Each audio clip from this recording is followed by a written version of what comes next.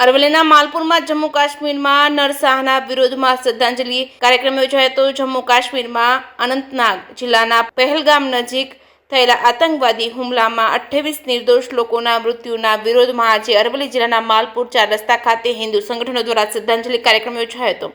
અત્રે ઉલ્લેખનીય છે કે પહેલગામ 6 કિલોમીટર દૂર આવેલા બેસરન ખીણમાં જ્યારે પ્રવાસીઓ હાજર હતા ત્યારે બપોરે લગભગ 2:45 વાગ્યે 3 થી 4 આતંકવાદીઓએ અંધાધૂંધ ગોળીબાર કર્યો હતો, જેમાં 28 લોકોએ જીવ ગુમાવ્યો હતો। આ હૃદયદ્રાવક ઘટનાના વિરોધમાં માલપુરના હિન્દુ સંગઠનોને એકત્ર થઈ મૃતકોને ભાવભીની શ્રદ્ધાંજલિ અર્પણ કરી છે। આ પ્રસંગે ઉપસ્થિત લોકોએ મૃત આત્માઓને શાંતિ માટે પ્રાર્થના કરી હતી, શોકગ્રસ્ત પરિવારો પ્રત્યે સંવેદના વ્યક્ત કરી હતી। વધુમાં ઉપસ્થિત લોકોએ પાકિસ્તાન વિરુદ્ધ સૂત્રોચ્ચાર કરી આતંકવાદને સખત શબ્દોમાં વખોડી કાઢ્યો હતો। તેઓ આ પ્રકારની કાર્યતાપૂર્ણ પ્રવૃત્તિઓને ડામવા માટે સરકારને સખત પગલાં લેવા પણ અનુરોધ કર્યો છે। આ શ્રદ્ધાંજલિ કાર્યક્રમમાં મોટી સંખ્યામાં સ્થાનિક લોકો જોડાયા હતા, મૃતકોને શ્રદ્ધા સમૂહ અર્પણ કર્યા હતા। જે કે એસવી ગુજરાતી સાથે મયુર પોકાર, માલપુર।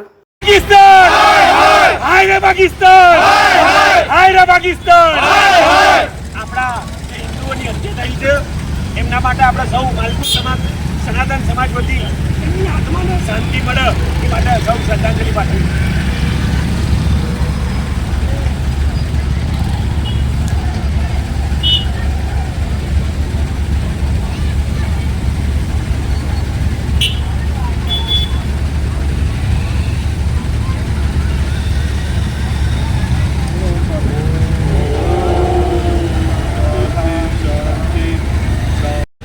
मनीष कोठारी, विश्व हिंदू परिषद, मालपुर।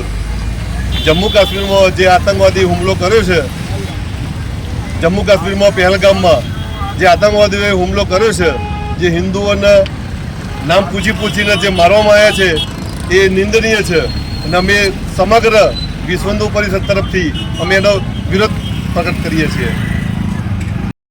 हर्षु पंड्या, सनातन वर्ल्ड परिवार, हिंदू युवा वाहिनी, मालपुर। પહેલગામમાં જે આ હિન્દુ સમાજ ઉપર હુમલો થયો છે એને સમગ્ર સનાતન સમાજ વખોડી કાઢે છે અને નિંદા કરે છે। આ રીતે હિન્દુઓની ઓળખ કરીને એમને મારવાનો જે આ કૃત્ય થયું છે એના વિરુદ્ધ સમગ્ર માલપુર સનાતન સમાજ આને વખોડી કાઢે છે અને ભારત સરકારને નમ્ર વિનંતી કરે છે કે આતંકીઓ ઉપર કઠિનમાં કઠિન કાર્યવાહી કરવામાં આવે અને આ સમગ્ર ઘટનાને સમગ્ર સનાતન સમાજ વિરોધી ગણી આના ઉપર કડકમાં કડક પગલાં ભરવામાં આવે એવી સમગ્ર માલપુર સનાતન સમાજની માગણી છે।